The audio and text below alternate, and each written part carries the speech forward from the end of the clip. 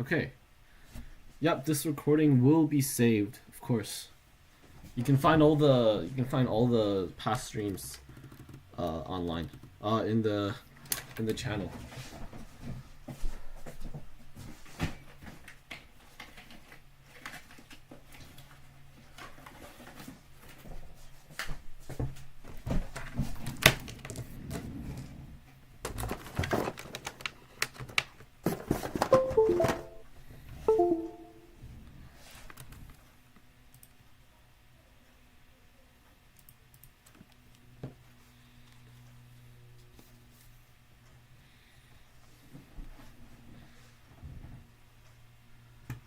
We are live, people.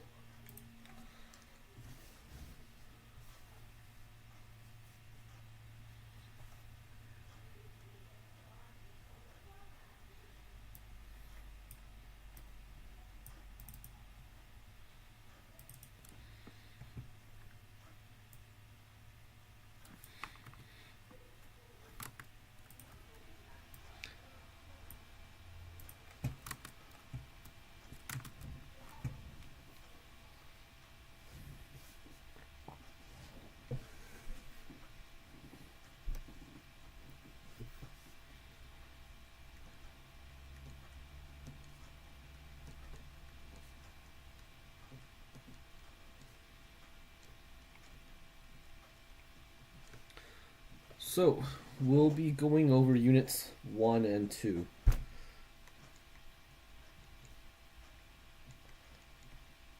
Unit 1, Unit 1 and Unit 2.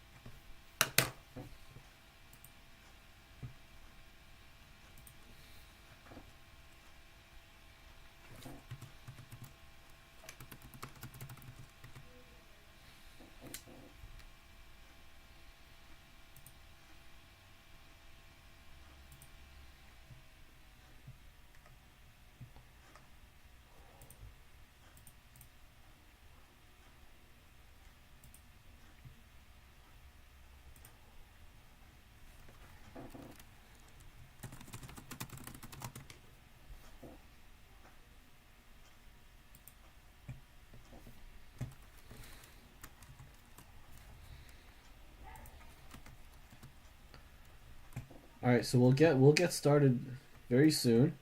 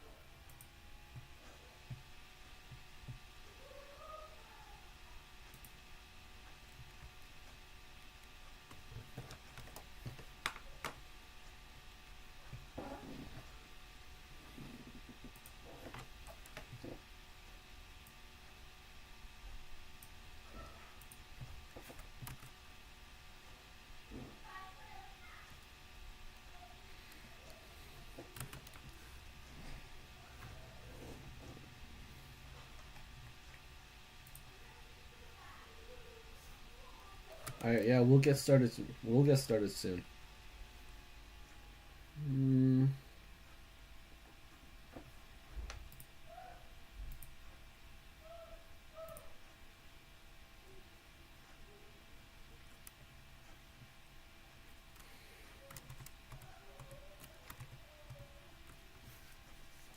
All right, so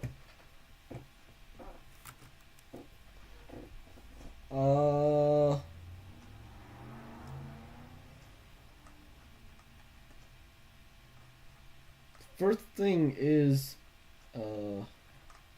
system of equations. Actually, I'm gonna go over some system of equation stuff, just so that it makes more sense when we do vectors. But with with equations, there's usually two ways of representing it. The first way is the slope-intercept form. The other way is the standard form.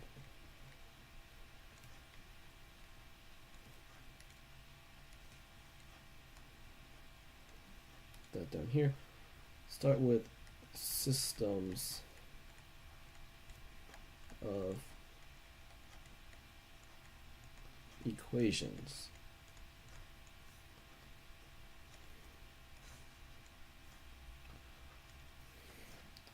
So the slope-intercept form is like y equals mx plus b. Usually I use k instead of m, but both is fine. Actually, I'm going to use k, just because I'm more used to it. Standard form is ax plus by plus c equals 0. Now both have their unique properties and reasons to why we would write them this way. So with the slope-intercept form, it's really easy to see the slope and the y-intercept.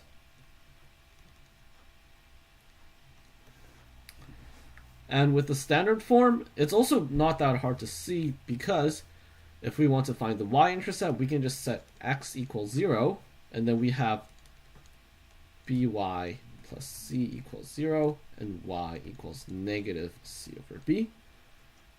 Or, if we set y equals 0, we get the x-intercept, so that would be ax plus c equals 0, and x equals negative c over a.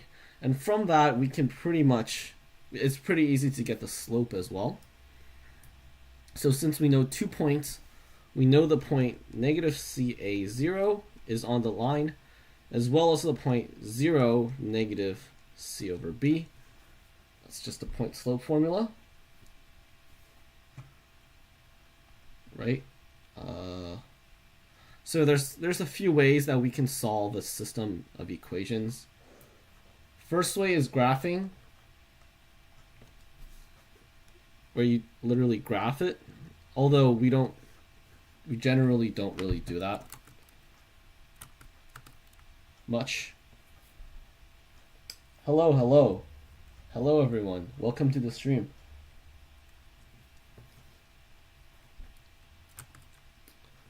So yeah, the plan is to have, I'll go over some key concepts, and then I'll do some problems, and most importantly, I'll explain my solution and thinking as I work through them. So yeah, that's the plan. And yeah, if you have any questions, type it in the chat. I might not see it right away, but I'll try to. So yeah, so with system of equations, there's graphing, there's substitution, elimination,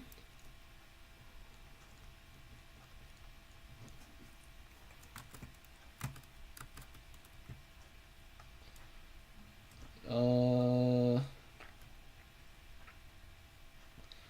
yeah, I won't go too deep into these because these are pretty basic stuff.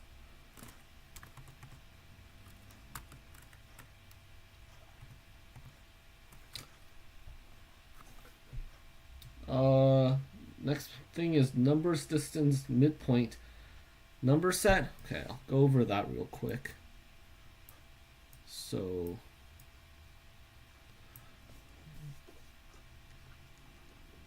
distance and midpoint. So just formulas. They're on the formula booklet anyway, so you don't really have to memorize these. But distance is square root.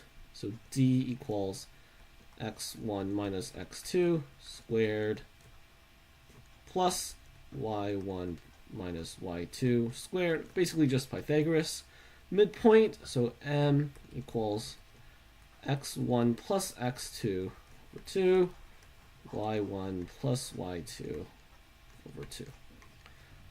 I would recommend having a good grasp over these two-dimensional equations, because especially since we're doing vectors right now, you'll find that a lot of the stuff that we do in vectors actually does kind of relate to what we're doing in 2 dimensions. And obviously 3 dimensions is a lot more trickier with vectors. But yeah, we'll cover vectors in the next video, hopefully, when we go over geometry.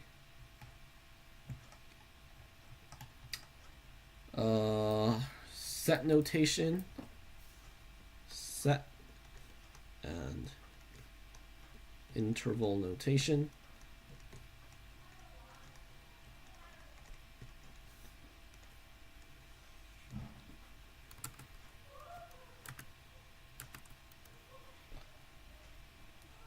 Hello chat, hello chat. Alright, so the viewers are coming in now. So set and interval notation. So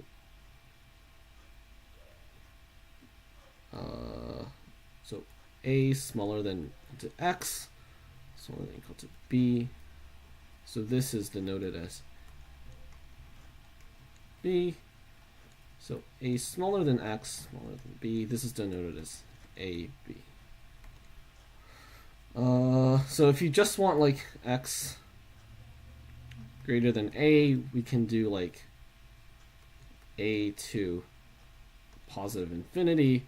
Or IB likes this other thing, which is really stupid, but apparently we're supposed to know this, which is like a infinity, and they write this backwards. So, yeah, and then we have, so if you want to represent something like x smaller than equal to a, or x greater than b, where like the number line kind of looks like this. So we have over here and over here. Then we can write that as negative infinity, a, and the union with b positive infinity. Right, so still pretty basic stuff. All right, next thing, sequences. Okay, so this is the first like big topic. Sequences and series. Okay, so this is definitely something that's very important. So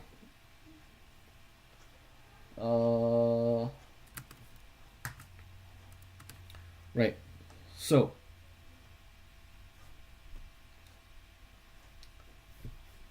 we've only really learned 2 types of sequences. First one is arithmetic. So that's when the means are all the same. So we have like, first term is,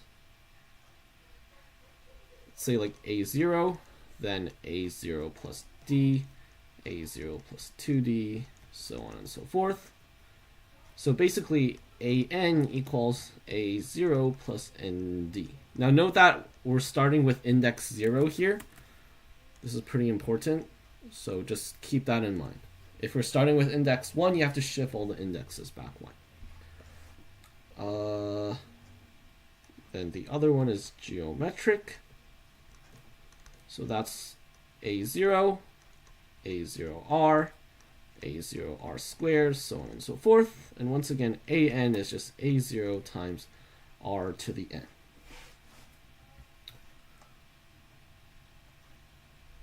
Right, so if, let's say, we want to find the sum of an arithmetic sequence, So sum of arithmetic, that would be first term, so look, Sn, sum of the first n terms, first term plus the last term times the number of terms divided by 2. So basically you write all these out in one line, 3 all the way to an. Same thing again backwards. You add each of these up, so this gives a0 plus, or 2a0 plus nd, same thing all across, so then you would get the whole thing. So this would pretty much be 2a0 plus nd times n divided by 2. Right, and with a geometric, so sum of geometric series, so we'll go through this as well. Geometric series. So assuming that it's infinite, let's say we have a series S equals a0 plus a0r plus a0r squared all the way to the nth term, so a0r to the n. Then the way we do this is we multiply both sides by the common ratio cubed all the way to a0r to the n plus 1. And then you see we have a lot of similar terms here. So what we do is we subtract the 2. So we do 2 minus 1. We get rs minus s equals a0r to the n plus 1 minus a0, because everything cancels out. So s times r minus 1 equals a0 times r to the n plus 1 minus 1. So s is just a0 times rn plus 1 minus 1 over r minus 1. And if this was an infinite series, so if infinite, this means that like as n go to infinity, so obviously if we want to sum this, the common ratio has to be strictly smaller than 1, so that the series would, slowly decay, so it doesn't go out to infinity. So think about this: as n goes to infinity, r to the n plus 1 would pretty much go to 0, right? Because if n is smaller than 1, as we take an infinite amount of powers of r, of something that's smaller than 1, it would eventually just go to 0. So therefore, we pretty much has s equals 1 minus r to the n plus 1 over 1 minus r, which is a0 1 minus r. So r to the n plus 1 is just zeros over 1 minus r.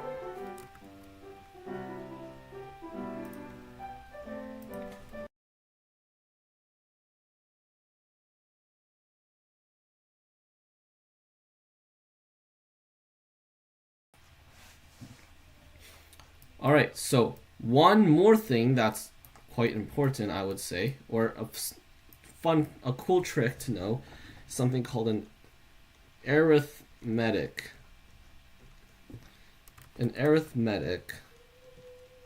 geometric sequence, or an arithmetic geometric series.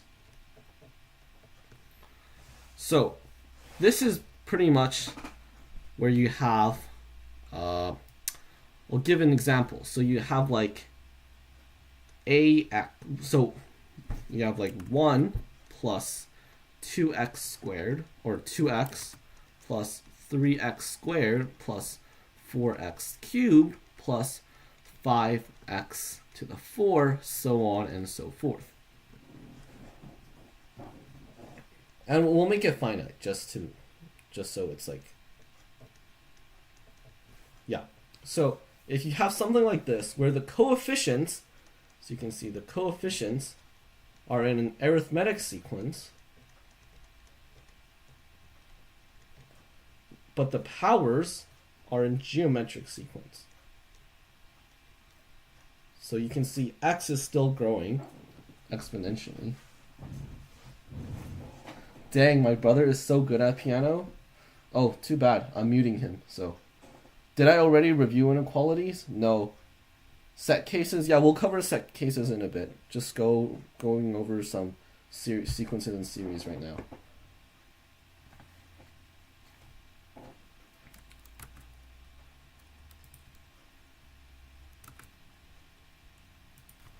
All right. So the way we do this is once again we set this equals s. Once again we use the exact same approach, so we multiply it by the common ratio. We get x plus 2x squared plus 3x cubed plus 4x to the 4 all the way to nx to the n. And once again we see that they're not exactly identical with s.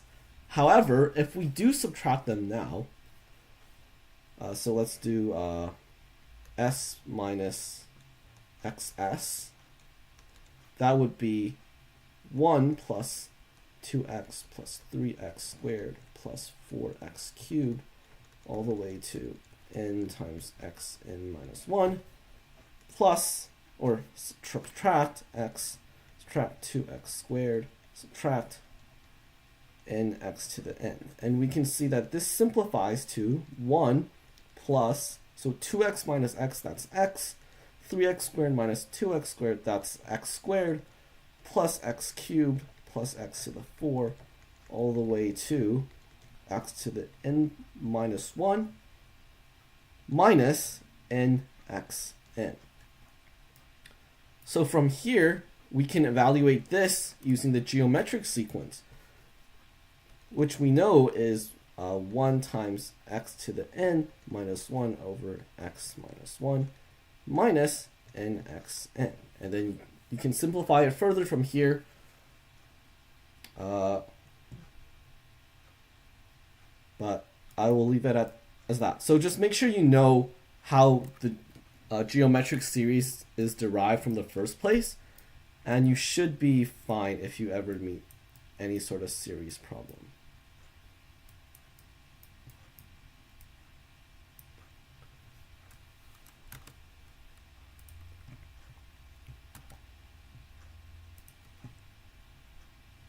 All right, so sequences and series. Oh, right, so we'll go over proofs once again. I know. So proofs and reasoning. So we'll go over proofs.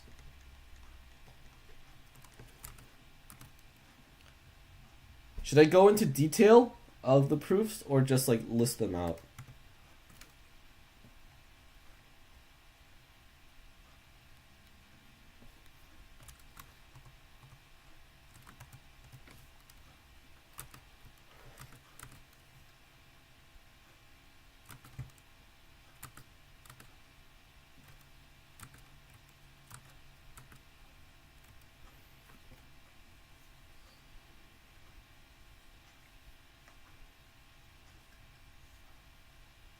Oh yes, one important thing,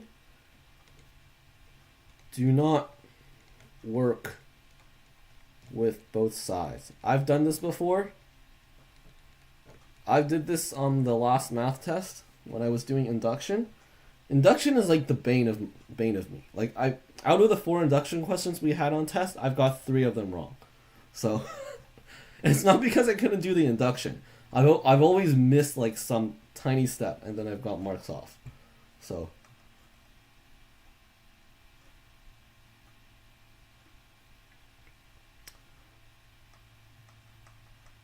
right, so the first type of proof is proof by contradiction. And there's a famous proof that I'll go over quickly using proof by contradiction. So the statement goes like this. Prove that there are infinite primes. So we know that primes get sparser and sparser as the the primes get sparser and sparser as the as numbers get larger. But how do we show that there's infinite of them and they don't just end?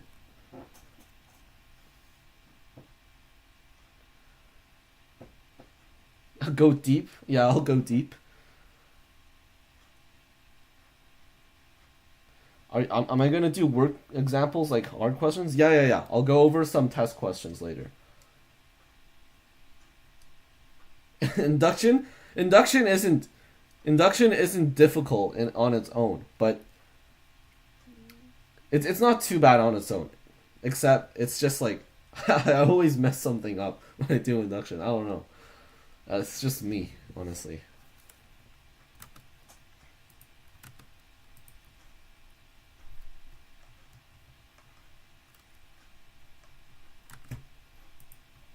So yeah, prove that there are infinite primes.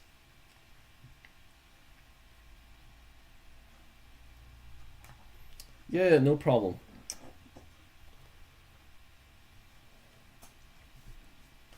Okay, so with all proof by contradiction, we always start with an assumption.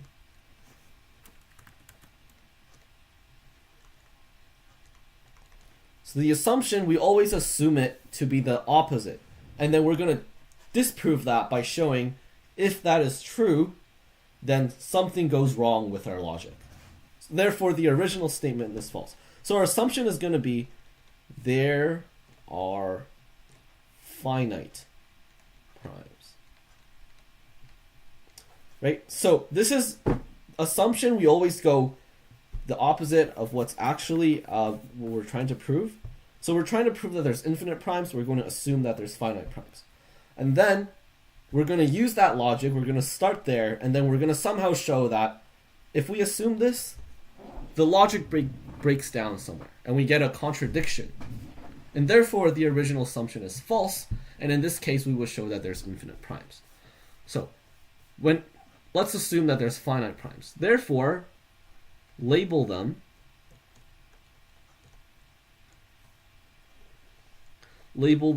P1, P2, P3, all the way to Pn. So n primes, right? Then, if we multiply them all together and call this number n, so let n equals P1 times P2 times P3 all the way to Pn. Now we have this massive number n, right? But note that n plus 1, note that n plus 1 is not going to be divisible by any of these primes, because n is divisible by all the primes that we know of. But then n plus 1 cannot be, right? If 6 is divisible by 2, then 7 can't be.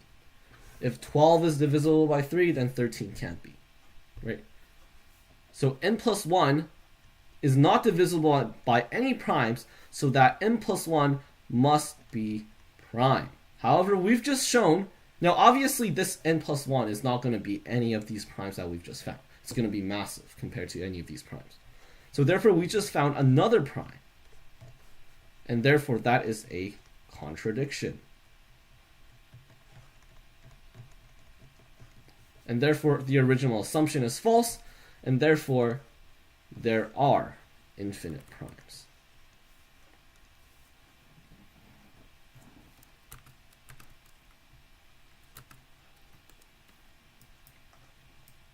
Does that make sense, chat?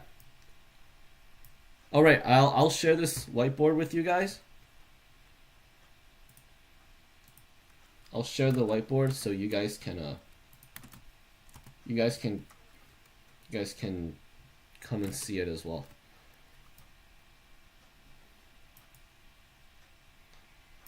Right.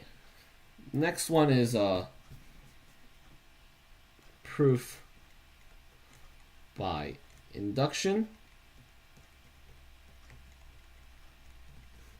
Yeah, you can come on the board, but please don't write anything. Just, you can look around the place. Yeah, that is pretty cool, right? The infinite primes one. Yeah, proof by induction. So, this is probably like the most rigid proof ever. Realistically, if you just want to show something by induction, it doesn't have to be this exact, but IB wants it this way. So, we start off with we start off with the statement. Usually this looks something like SK for like something, right? So that's the statement. That's what we're trying to prove. And then we have base case. So this is where we show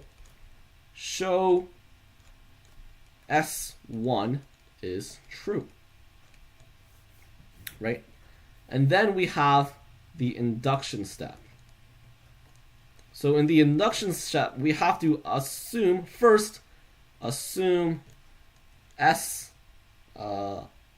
SK, or let's make this N then. Let's make this N. So let's make this Sn. Assume Sk is true. And then using that, we have to show Sk plus 1 is true. And then at the very end, you need a conclusion statement. On one of the tests, I forgot this. And then I messed this up. Wong usually uses Sn for this. Yeah. So Sn for the statement. Conclusion. Since Sk plus 1, whenever Sk is true, then Sk or Sn is true for all n. Now usually this is the positive reals, but realistically it could be anything. Hello, welcome to the stream. Okay, so yeah, this is the most rigid proof of a proof by induction. On one of the tests, I forgot this step. On one of the tests, I forgot this step. And then on the last step, I started working on both sides. So yeah, 3 out of 4 tests, I messed up induction. So yeah, don't be like me. For practice, we'll do an induction problem. Let's see. Find a good one.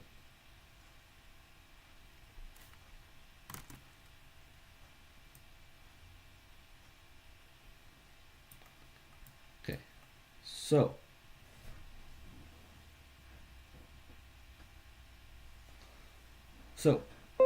this is probably like, oh, it's so blurry. What?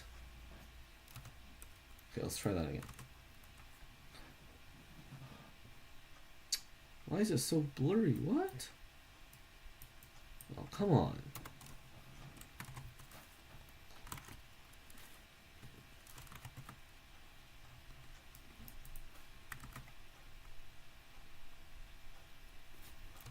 Oh, can't see it at all.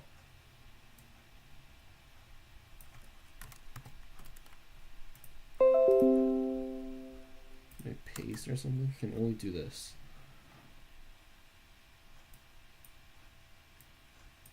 Oh, well, that's a problem.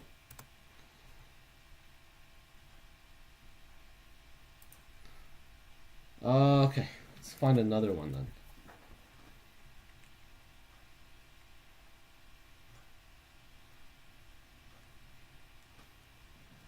Okay, let's do this one. This one's a bit easier. So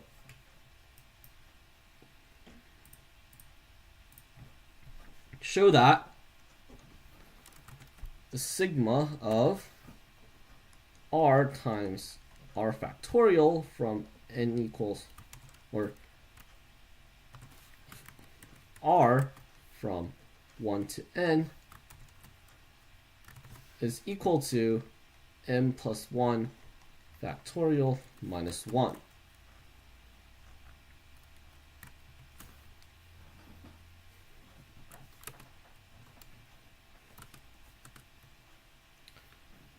And yes, chat, I realize there's like a 30 or 60-second delay on the stream, so yeah, unfortunately, I'll try to just type stuff in chat. It's probably faster. So yeah, I'm gonna skip all the rigid stuff. Like, it's really easy to show the base case is true. Just plug in n equals 1, right? I'll just do the induction step. So when we're doing induction, we always start with like a statement, right? So let's say sk. So that's k sigma r equals 1, r factorial equals k plus 1 factorial minus 1. So this is sk. We are assuming that this is true. And this is the only information that you can use during the induction step.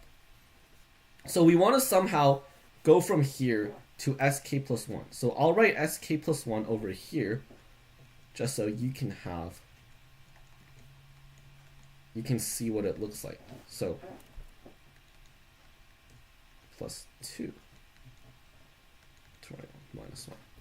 So in comparison to this, the only difference that sk plus 1 has is that on this side, it essentially added a k plus 1 times k plus 1 factorial. And on this side, it pretty much, the factorial increased by 1.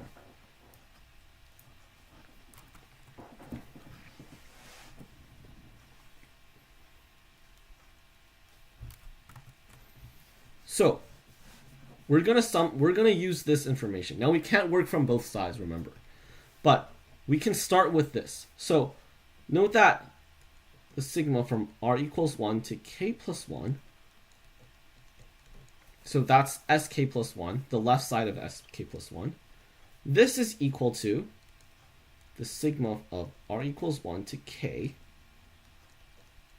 So I'm basically separating that last term, k plus 1 times k plus 1 factorial. Now the reason I'm doing this is because this term here is precisely what sk is. So I want to try to formulate the sk term from sk plus 1 so that I can use this relationship. Now I can substitute sk into here, right? So I get k plus 1 factorial minus 1 plus k plus 1 times k plus 1 factorial. Now I can factor the k plus 1 factorial, k plus 1 factorial times, so that's one of them, plus k plus 1 of k plus 1 factorial minus 1. And this is k plus 2, so therefore this is just k plus 2 factorial minus 1, which is exactly what we have for sk plus 1. All right.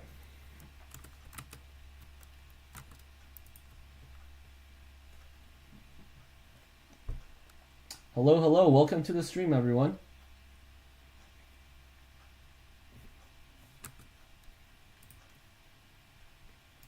All right, so that's pretty much all the proofs. There's one more contrapositive, but we really never use it, so like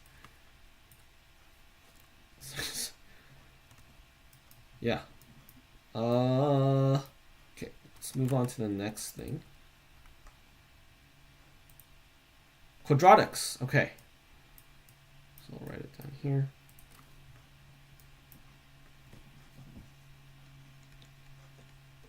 Quadratics is another big thing, but functions in general. So quadratics, they have a few different forms. The first one is called the general form, vertex form, and the factored form. Now they each have their benefits. The general form looks like y equals ax squared plus bx plus c.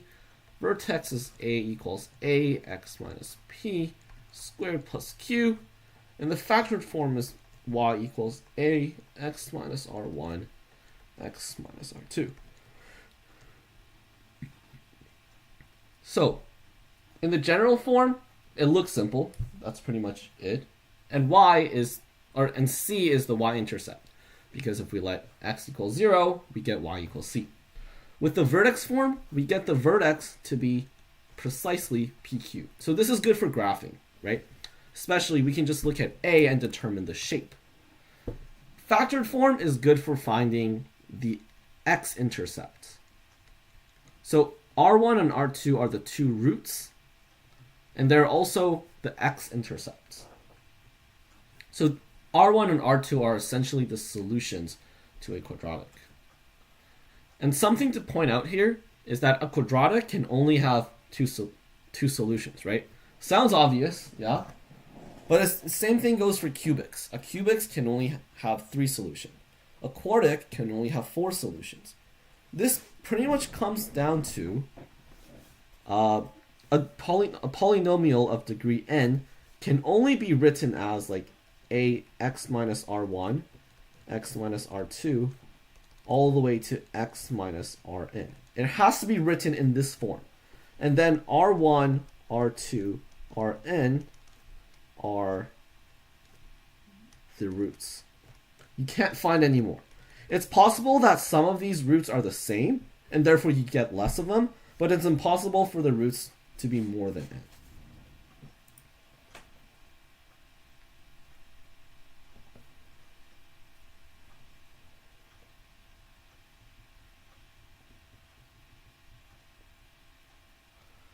And maximum and minimum problems with quadratics, let's find a vertex. Must be the maximum or minimum. Solving them, so solving quadratics, there's a few ways.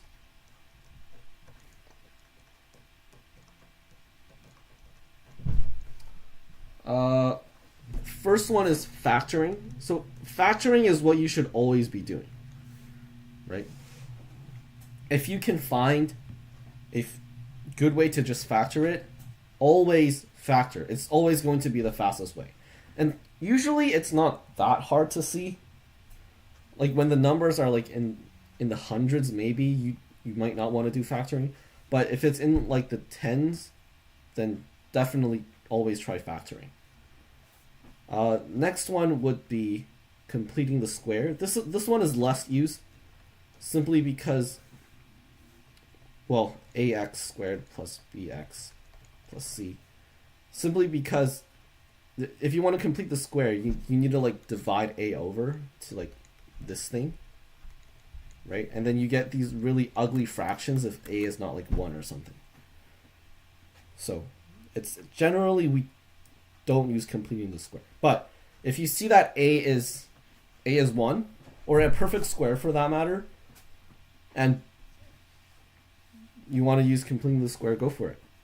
The last one is quadratic equation. So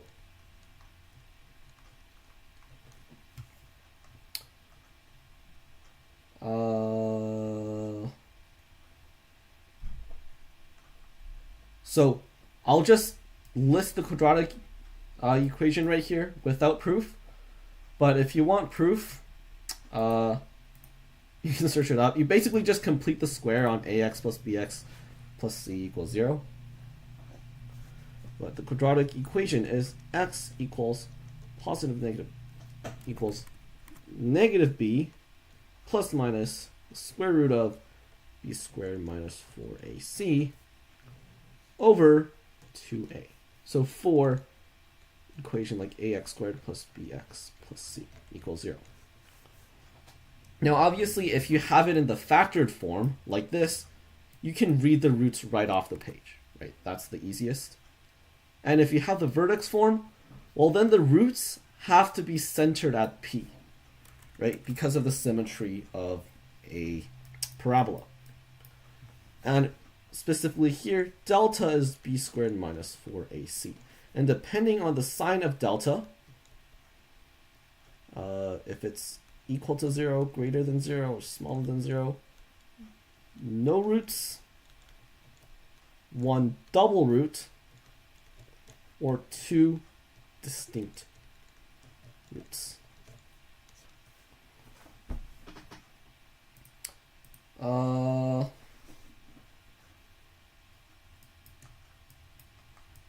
Polynomial inequalities.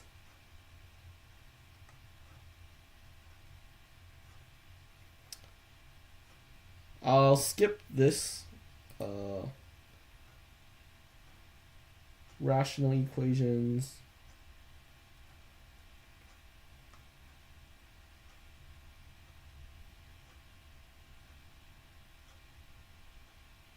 Oh, right. So when talk about inequalities a bit. Right.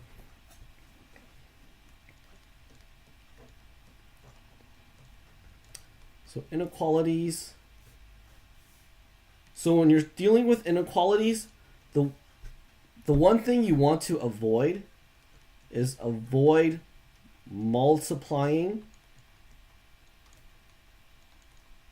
or dividing variables. Why?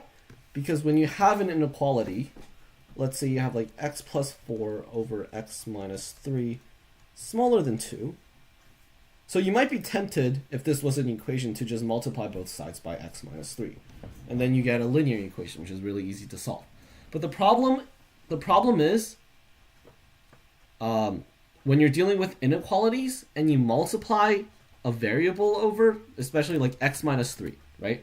When you're multiplying a negative number, the sign of the inequality changes. And the problem is you don't really know whether x minus 3 is going to be positive or negative. And if you really wanted to multiply it, you'd have to do casework.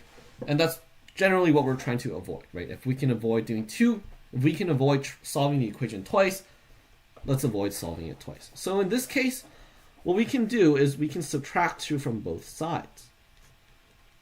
So you should get used to using fractions in your solutions. Something like this. So x plus 4 x minus 3 minus 2x minus 6 over x minus 3, 0. X plus 4 minus 2x plus 6 over x minus 3, smaller than 0. Negative x plus 10 over x minus 3, smaller than 0. Critical values are x equals 10 and x equals 3. And once again, you can use a sign chart. Just find that the solutions are going to be negative infinity 3 union 10 infinity.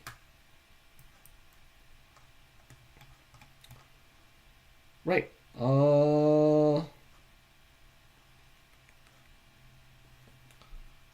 see. All right, and when you're solving inequalities, polynomial inequalities, you tend to want the right side here to be 0. Try to make 0, because then you can do a sign evaluation. If it's not 0, you can't do a sign evaluation. All right, next up, absolute values.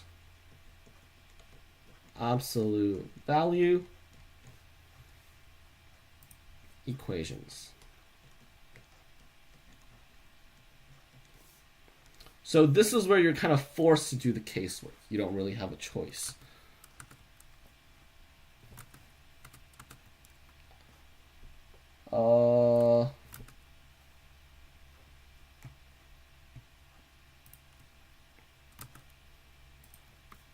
Right. So you can think of absolute value as you can think of it as distance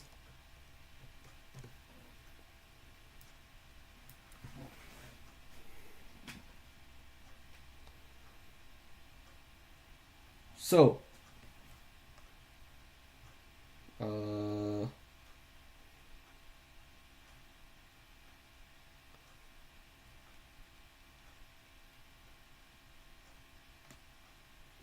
so let's do one like this. So 3x plus 2, absolute value greater than or equal to 4 minus 2x. Right. So in this case, 3x, so first of all, the absolute value does something to 3x plus 2, depending if 3x plus 2 is positive or negative.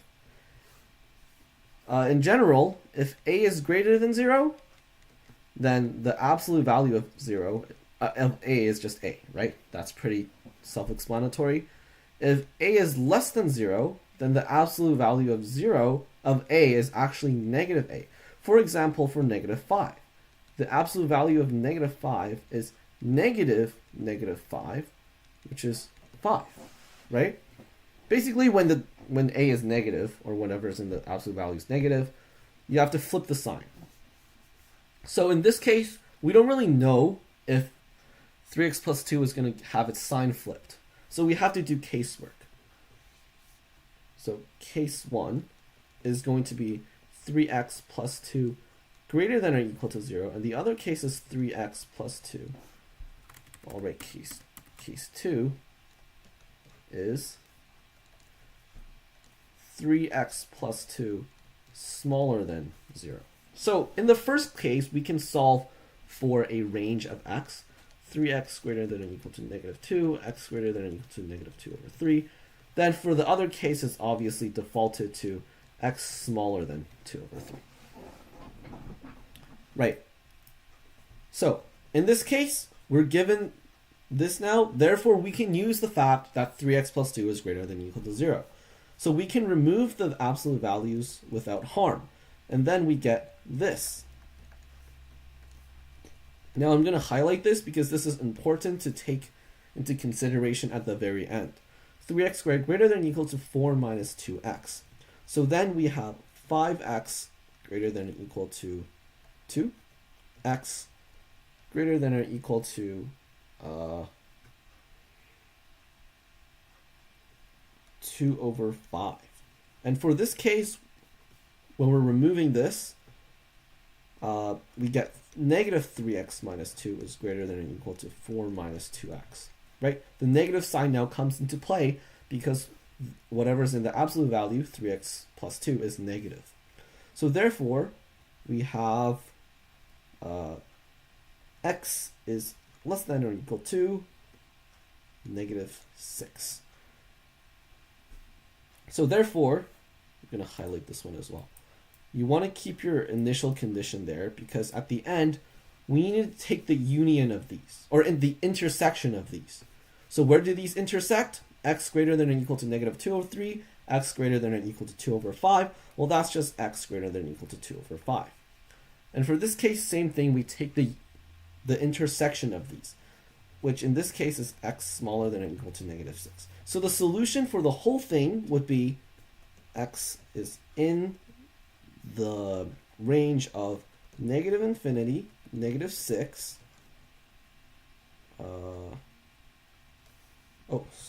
This should not be greater than or equal to.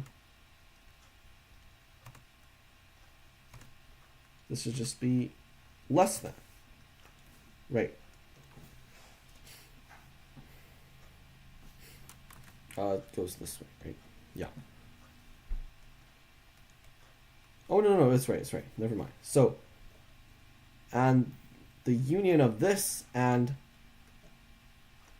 2 over 5, this should be square bracket. Square bracket 2 over 5, positive infinity.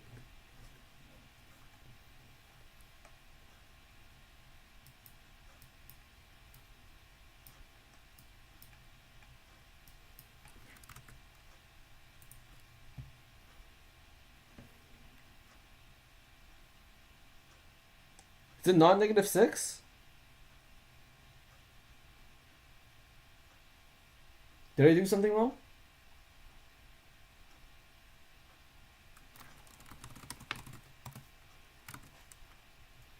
right here, right? X smaller than negative 2 over 3. Negative 3x minus 2. Move the 3x over, that's x. Move the 4 over, that's negative 6.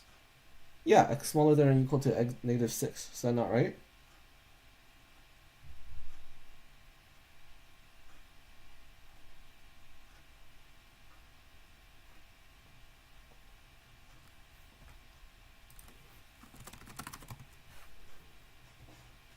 Okay, we'll double check.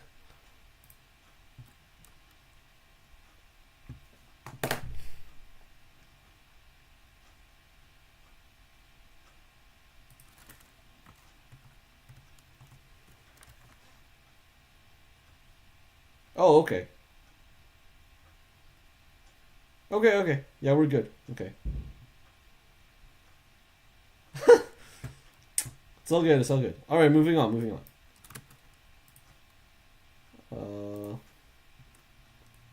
So radical equations, when stuff is under a square root or a cube root, you kind of have to just square the thing. If you have to square it twice, you get a quadratic. Solve that. Functions. Alright. So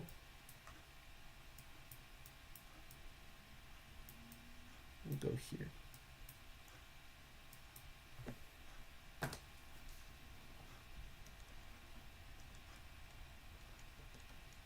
So this is another massive topic.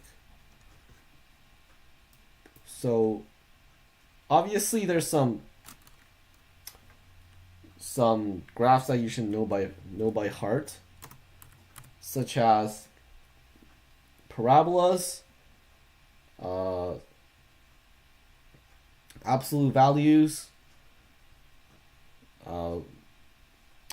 inverse functions, or inversely proportional functions. So reciprocals, square roots, cubics, exponentials, and logarithmics. Right, so the definition of a function is that every x maps to a y. And therefore, it's impossible for an x to map to 2y. So it's impossible for this to happen. This cannot happen. So what this means graphically, this is something called the vertical line test.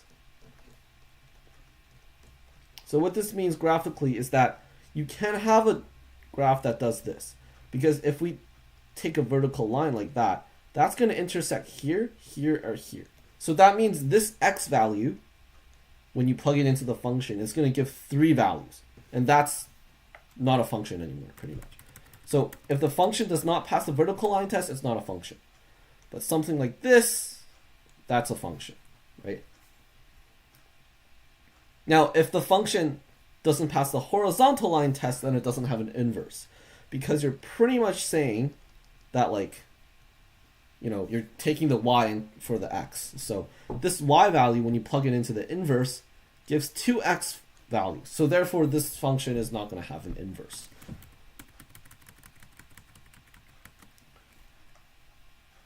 Right, so translations can be written as AB. And this is of fx, a translation of fx is gx equals fx minus a plus b. Right? Stretches. So usually when you're doing these like stretches and translations, it's usually best to write the function in the general form. So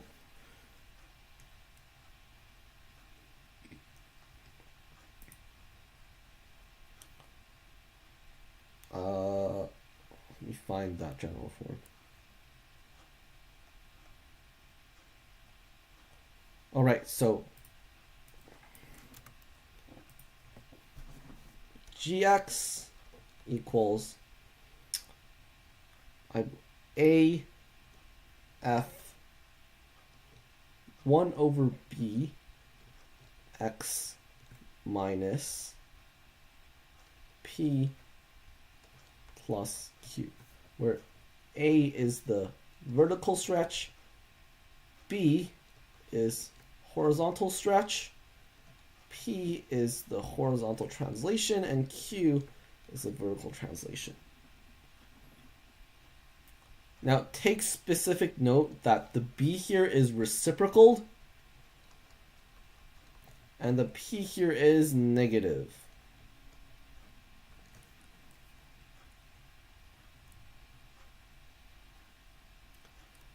And when we're stretching, we usually stretch with respect to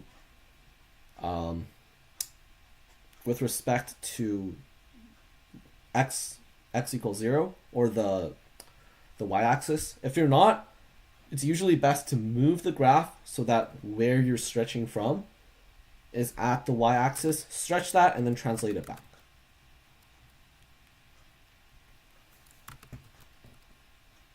Okay. Reciprocals and rational functions.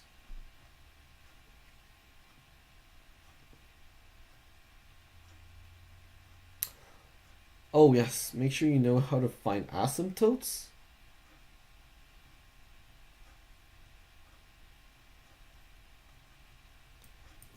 Oops.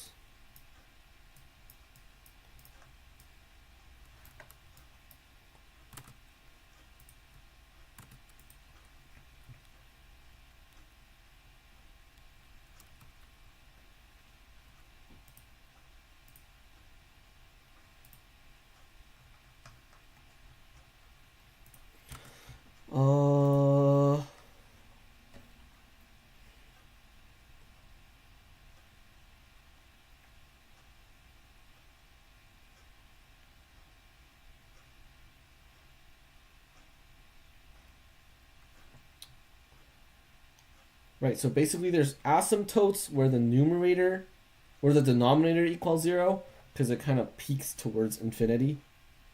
Because, yeah, with the rational functions. So yeah, if you have like a rational function, say like, so rational functions, say for example, y equals x minus 2, x squared minus x minus 6. Rewrite this as x minus 2, x minus 3, x plus 2. So you would have x-intercepts where the numerator equal to 0, and y and vertical asymptotes when the denominator is equal to 0. Basically, when the denominator goes to 0, the fraction like booms to infinity. That's how you get these asymptotes. Absolute value functions flip everything above the y-axis, right?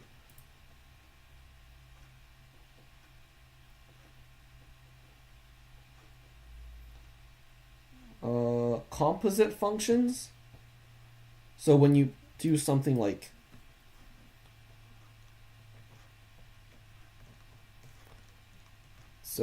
I'll just write the notation down. The composite functions, f(gx) can be written as f(o)(gx) or like f(o)(g) of x. So f of g of x. This is also pretty straightforward. You just plug whatever you get from this thing from g into f. Inverses. Okay. Inverses is a big thing.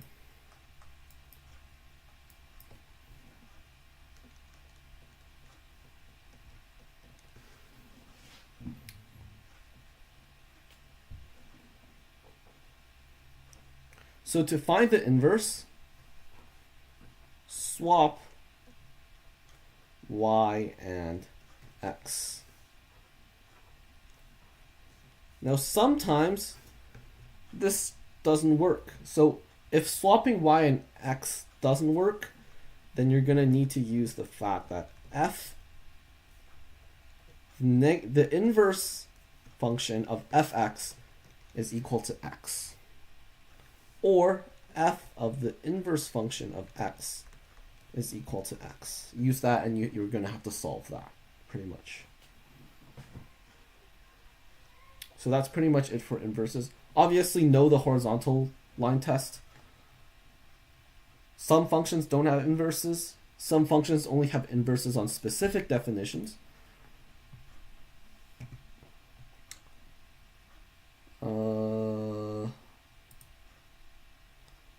Long division.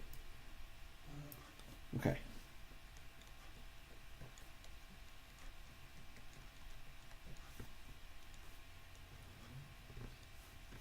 So with long division, for example, x squared plus 5x minus 11 divided by x minus 3. So it's pretty similar to how we do normal division. Make sure you're basically trying to match up the first term. So x times x squared, we get x squared minus 3x. Subtract 8x. Therefore, this should be plus 8. So 8x. So this is 8x minus 11.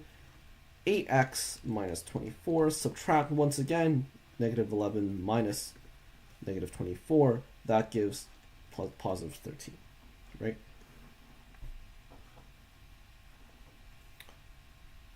Yep. So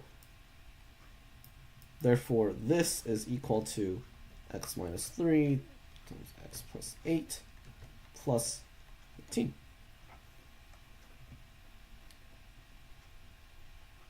So the division statement can also be written as fx over dx equals qx plus rx over dx, where f is the quotient, d is the divisor, q, what is this thing called again? R is the remainder, right?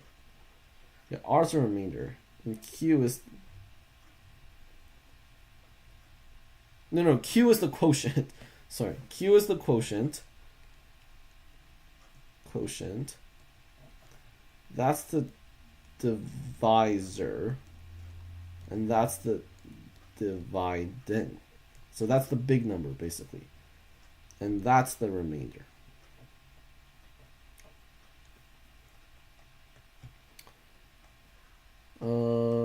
Yeah.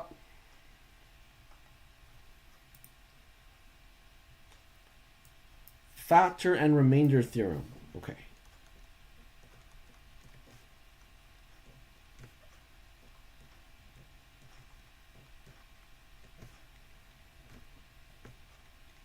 So this is also pretty important.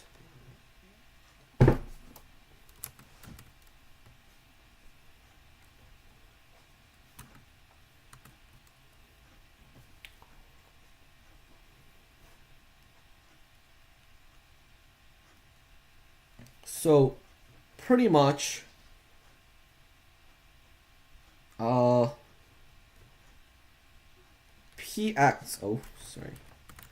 pretty much px, when you divide that by like x minus a, the remainder is equal to pa. Now note that this has to be negative. So for example, or we can write this way, right? So by the division statement, we have px equals qx times x minus a plus r. Therefore, when we sub in x equals a, we have pa equals qa times a minus a plus r, with just r, because this is 0. And the factor theorem is just the remainder theorem, except when pa equals 0, x minus a is a factor of fx.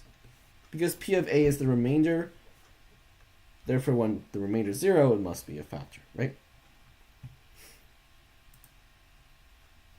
I'll skip synthetic division.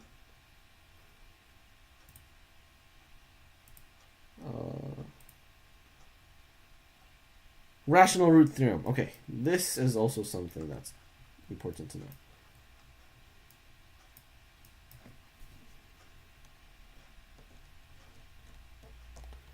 Okay, I want to finish these, so I'm going a bit quick, but I want to get to some question solving. So I want to do some walkthrough questions. Okay, this is a random question, but let's say you have a direction vector, 0.25, 0.251. Can you just scale it up to 1, 1, 4 so it's easy? Yeah, absolutely. Because in the end, a vector really is just a direction, right? Unless you're talking about like a plane going through that point. If you're just talking about the direction, yeah, you can scale it up to whatever. So yes, absolutely. But make sure you know what you're doing, though. If you're just talking about a direction, like if this was like the equation for like a line, like you already have the starting point, but then you're looking for the direction, then yes. But if you're looking for like the plane going through like 0.25, 0.251, then you can't scale it up. Yep. Okay, rational root theorem. Okay, so this question usually appears on a test when it gives you like this random ass polynomial, and then it wants you to find some roots. Or rational roots, because you're not going to find the irrational roots anyways. But pretty much, usually you only work with cubics because you can really only find one or two of them. But the rational root theorem pretty much states that if you have a polynomial of axn plus, or anxn, an minus 1, xn minus 1, all the way to a0, or a1x plus a0 equals 0, then the rational root theorem says if rational roots exist, it must be in the form p0 over pn, where p0 divides a0 and pn divides an. So basically p0 and pn are factors of a0 and an. This line is just a fancy way of writing a factor of, or is divisible. So for example, in this cubic right here, the roots have to be, well, so we have an is 2, a0 is 5, right? The roots then have to be, did I write this backwards? Hold on.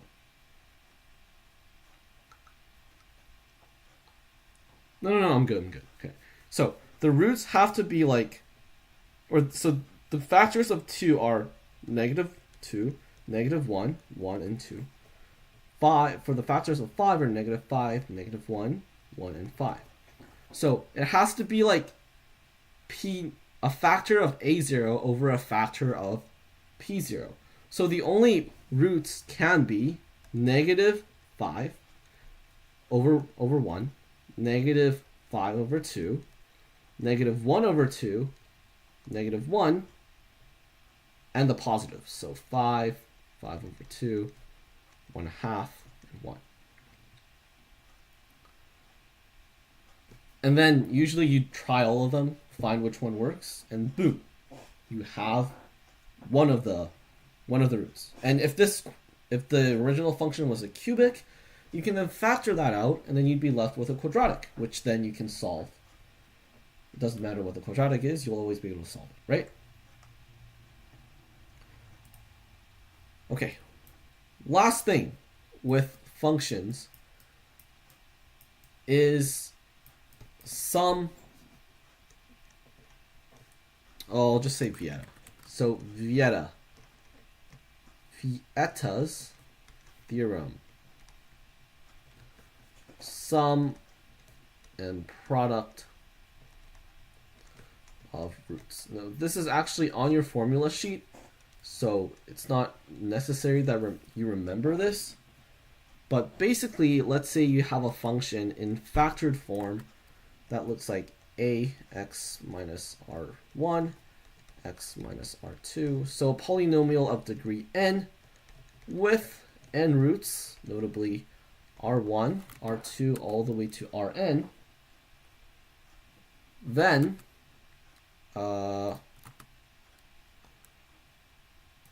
you will find that the sum of the roots is, and okay, and if you write this out, you get like so an. So if you sum this out, you'll get, and the polynomial is like an xn plus an minus 1 xn minus 1 all the way to a1x plus a0. Then the sum of the products is just negative an minus 1 divided by an, and the products,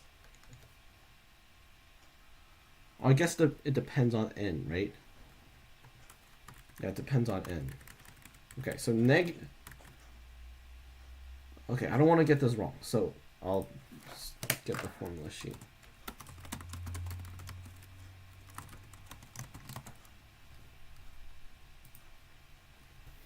Right, so it's in your formula booklet, so you don't have to remember this. But so the sum and products of the roots. Right. So sum is always negative. So I'll just paste this in here. Hopefully the image shows.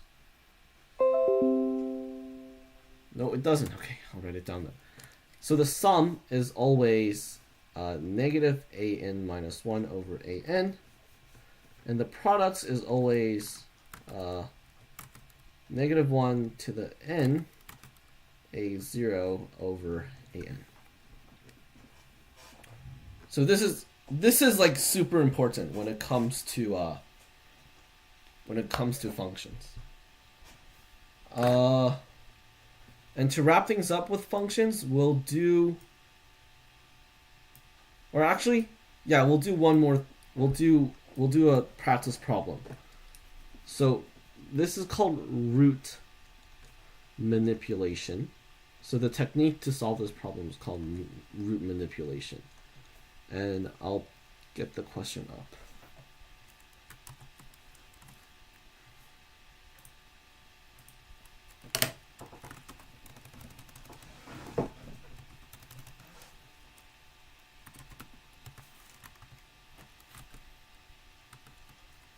Yeah, any questions, chat?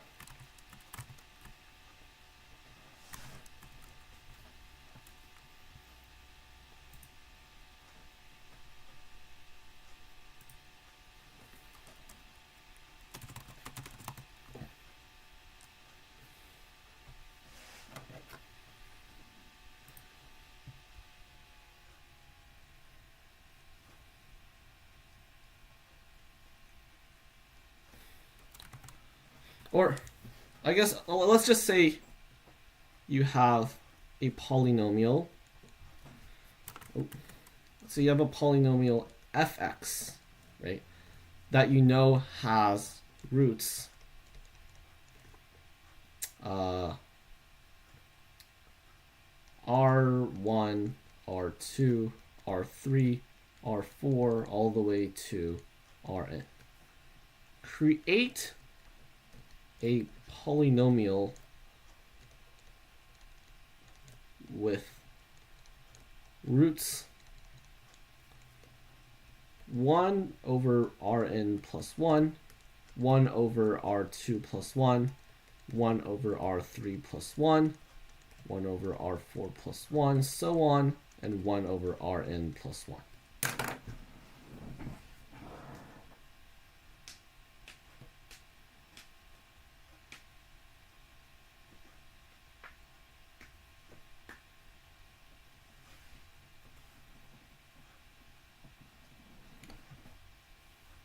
So I'll give you guys some time. Try that out.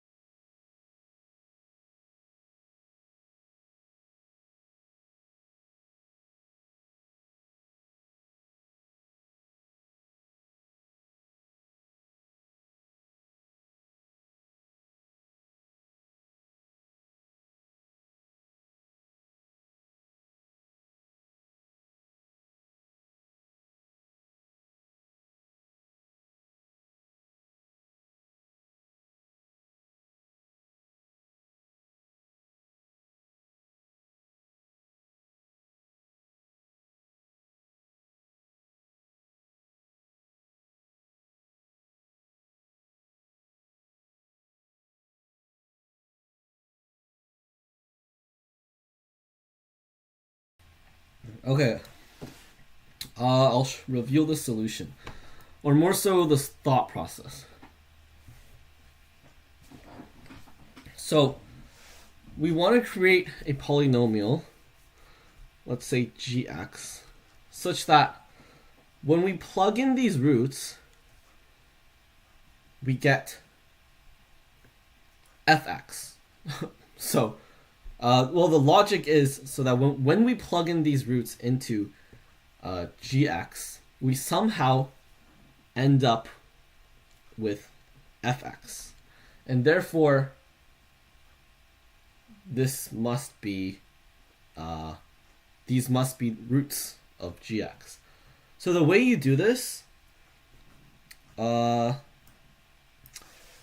is by setting, let's see, the way you do this is by setting, so let's say you have a root, right? 1 over r plus 1. You want this gx somehow to be equal to fx. Or you want, let me write this way. You want g 1 over x plus 1 to be equal to fx. Therefore, therefore, if I let x equal any of the roots, f of x would, since x is a root, then this would be 0. And therefore, this thing would equal 0. And that would set 1 over r plus 1 to be a root of gx. Right? So that's the whole idea.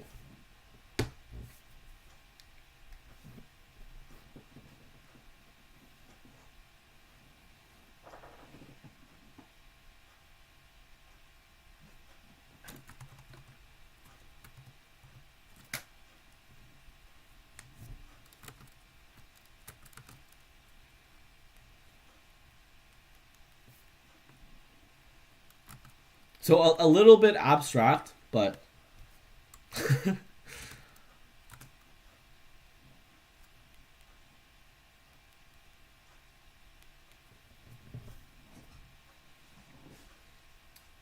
so just take some time and let that like settle in for a bit.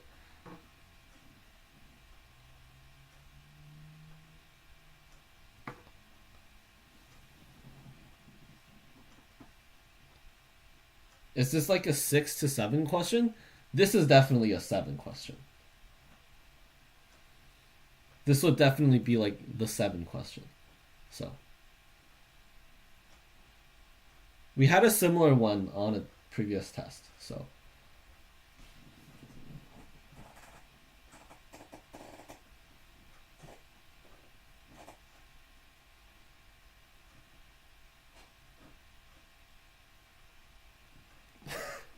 don't worry.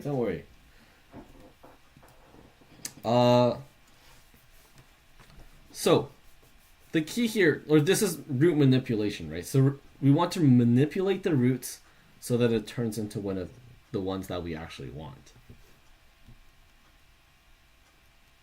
So the way we do this is after we have this equation. And now note that if we let gx equals, let's see. If we let gx equals f of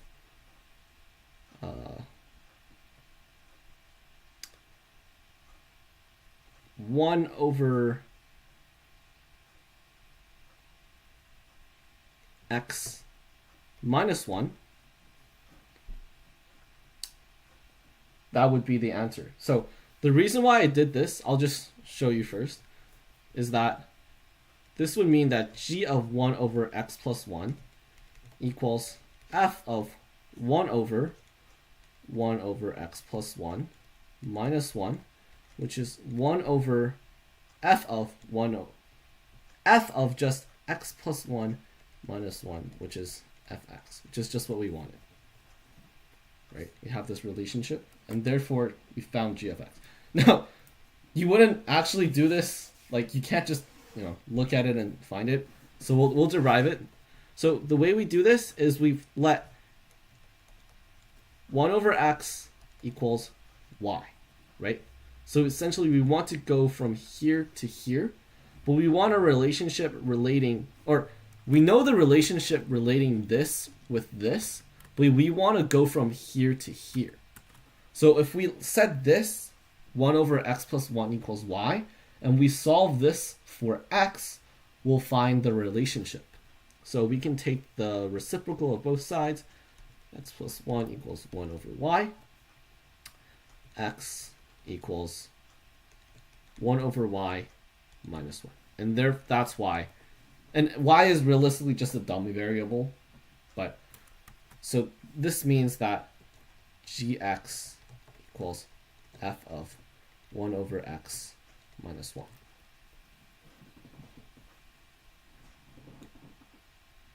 Don't worry if it doesn't make sense right now.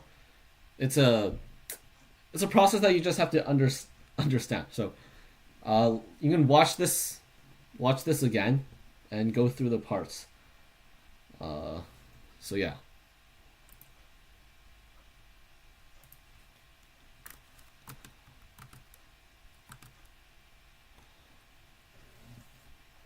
Just to go over the logic again, this technique is called root manipulation. In hindsight, I probably should have started with like a slightly easier polynomial, but fx has roots r1 to rn, and we're trying to create a polynomial with roots 1 over r1 plus 1 to 1 over rn plus 1. So we realistically want gx so that when we plug in these roots, we get fx. So basically, g of 1 over x plus 1 equals f of x. So then when we plug in x equals any of the roots, we get fx equals 0, and therefore g of 1 over x plus 1 also equals 0, and that's just exactly the form that we want for the roots to be in. So the way we find the actual form of gx is by relating sort of like an inverse function kind of thing. So 1 over x plus 1 equals y, and now we solve for x. So realistically, we just equate the two parameters in here. 1 over x plus 1 equals x. Basically, we can represent the parameter of g using the parameter of f, but we want to represent the parameter of f using g, right? So that way we get gx. We don't want g1 over x plus 1. This is too hard to be on an IB test? Well, it's happened before, so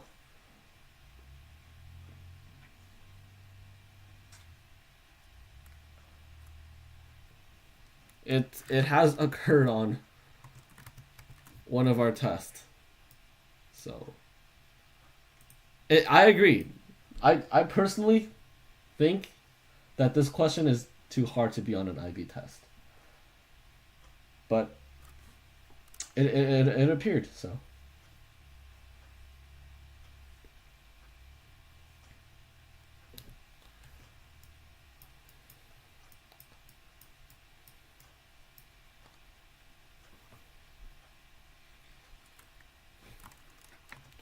Okay, all right.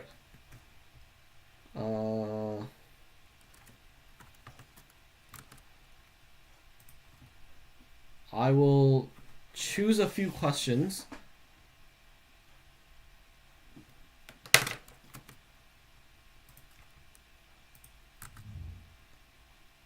I'll go over a few questions from the from some past tests.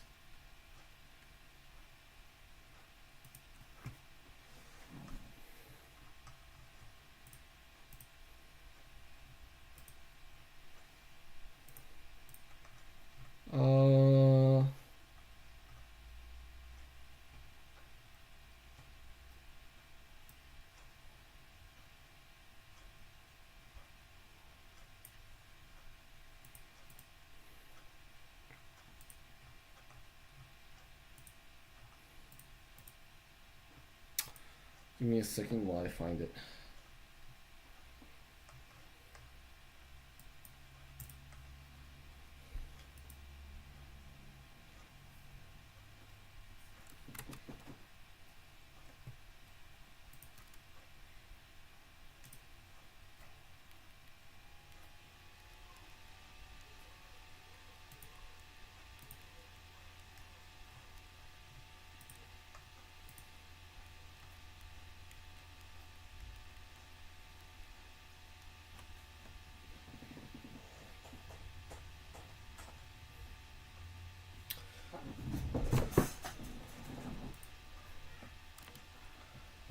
I think math in general is difficult because it it just tests the way you think about something.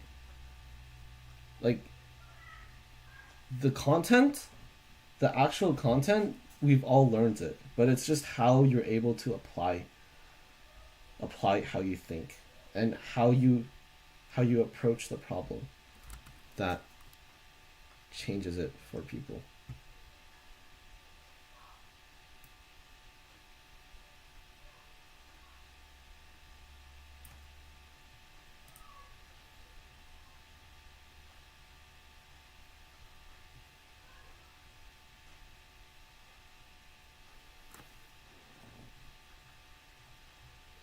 Okay, so I have the past test.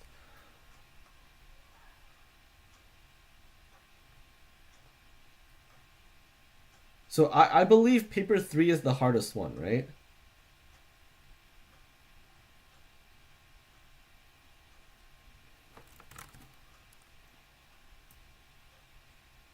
Okay, so we'll go over a question on paper 3. And it just happens to be a function one, which is perfect.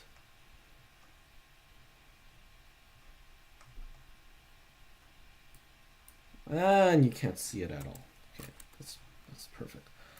Okay, I'll just go over the question. I'll just write it out then. So, part A of this question says, consider the functions f1x equals 3 over x squared plus 2 and f2x equals 2x cubed minus 4x. So it asks, determine whether the functions is an even function or an odd function. So, part A. So, an even function implies that fx equals f negative x, and an odd function means that fx equals negative f negative x. So that means it's odd.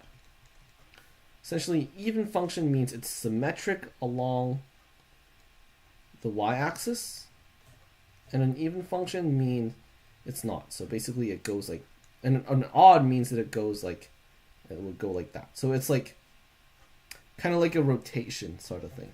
You can think of it that way. Like a rotation 180 degrees about the origin.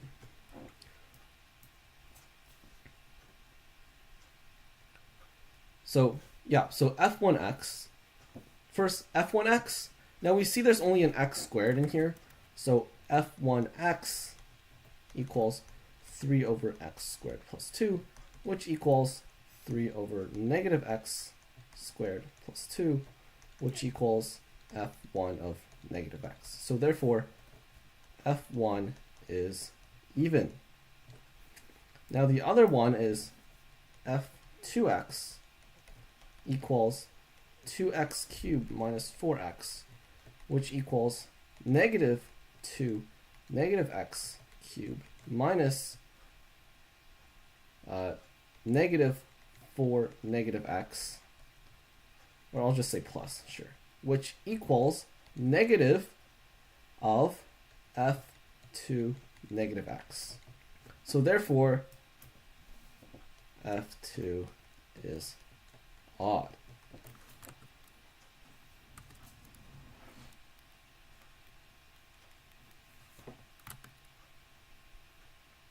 Do people find this hard to beat, or do people find this easy in HL? Oh no, definitely not.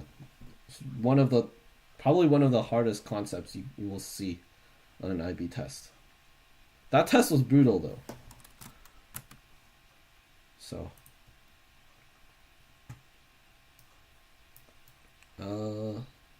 part B. Suppose fx is a function. So fx has domain x in reals, gx equals fx plus f negative x over 2, and hx equals fx minus f of negative x over 2. So part 1 of B show that gx plus hx equals fx. I think this step is pretty simple. You can literally just plug in the things, right? Part 2 says, hence show that fx can be written as the sum of an even function and an odd function. So, hence show that fx can be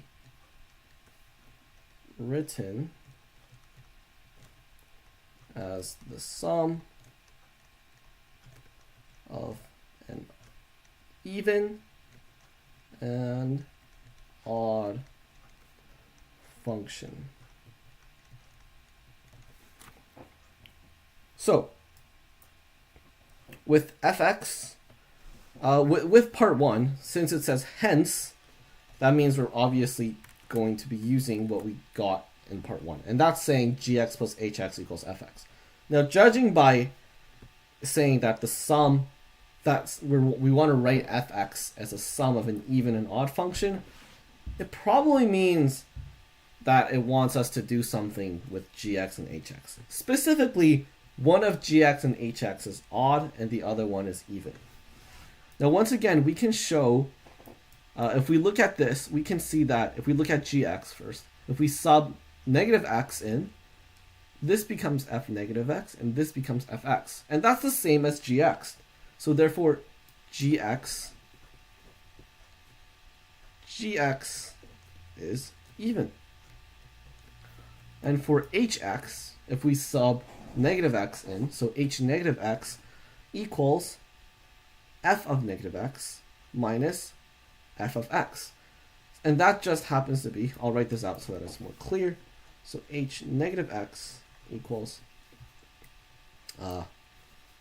f negative x minus f of x over 2, which is equal to negative fx minus f of negative x over 2, which is equal to negative of negative of hx. So therefore, hx is odd. Right? So then part C says, using the results in part B, find the even part. Okay. So fx equals x cubed plus 2x squared minus x. Find an even function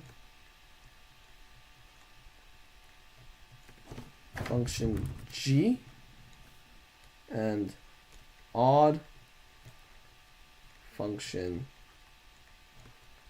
h such that g of x plus h of x equals f of x. So now we're pretty much finding g of x given an f. Okay, so we're given this thing, right? X cubed plus 2x squared minus x. Now, if if you're more if you know functions more, you'll know that odd degree polynomials are always odd and even degree polynomials are always even. So what we can do here is we can actually just write gx as x cubed minus x, or gx is even, so gx is just 2x squared and hx is x cubed minus x. And the sum of odd functions, as you can see, is still going to be odd.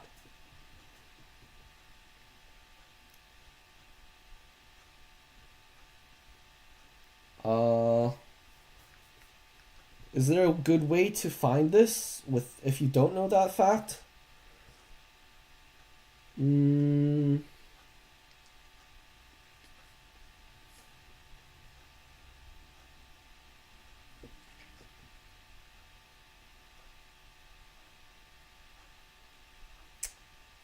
I guess if you sub negative x into this equation, because this is the only equation you're really given.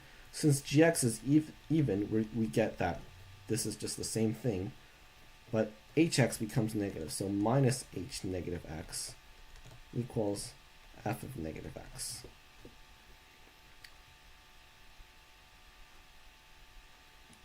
So since this is the same thing, we can just write this as g of x.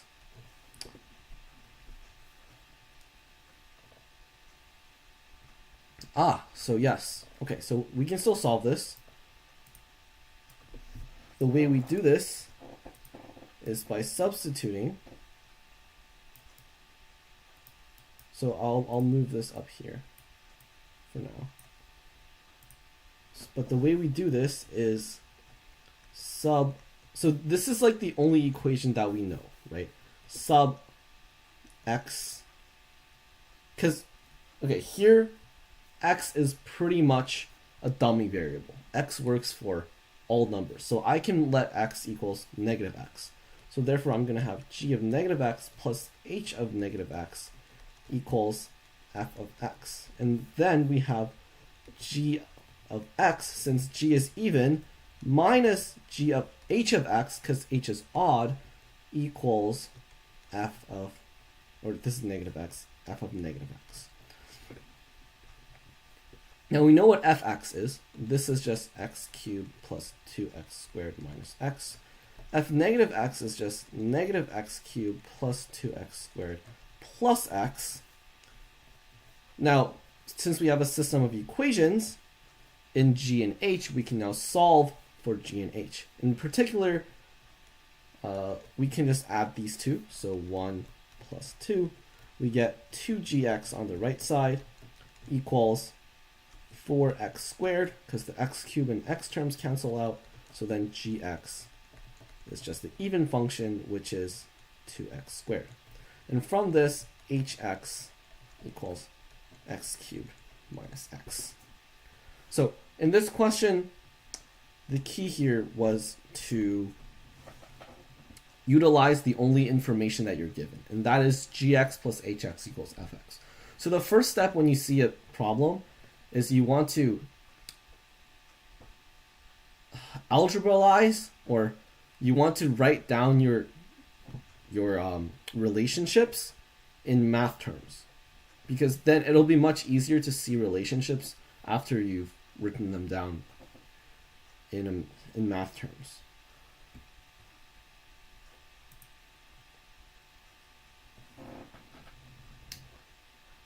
I wrote the definition for odd wrong.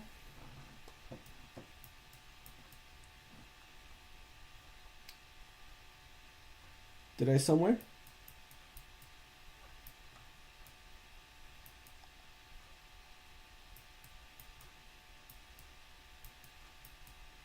Did I write odd wrong? Oh, never mind. Oh, okay.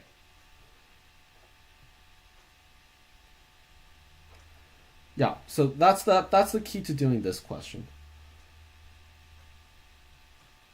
All right. Yeah. Okay. Any more questions, chat? No more questions? I'm gonna end the stream here. Any more questions? I'll stay on for a few more minutes.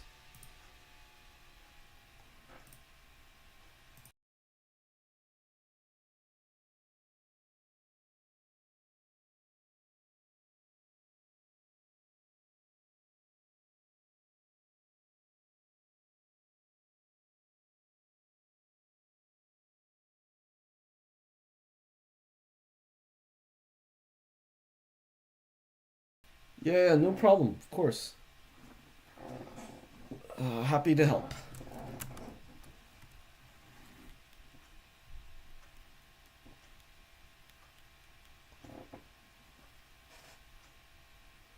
Okay, yeah, if no more questions, I'm gonna log off now.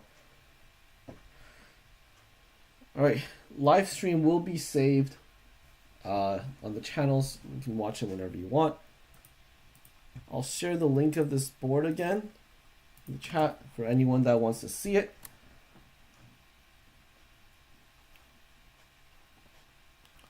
But yeah, that's it. Logging off, guys. See you.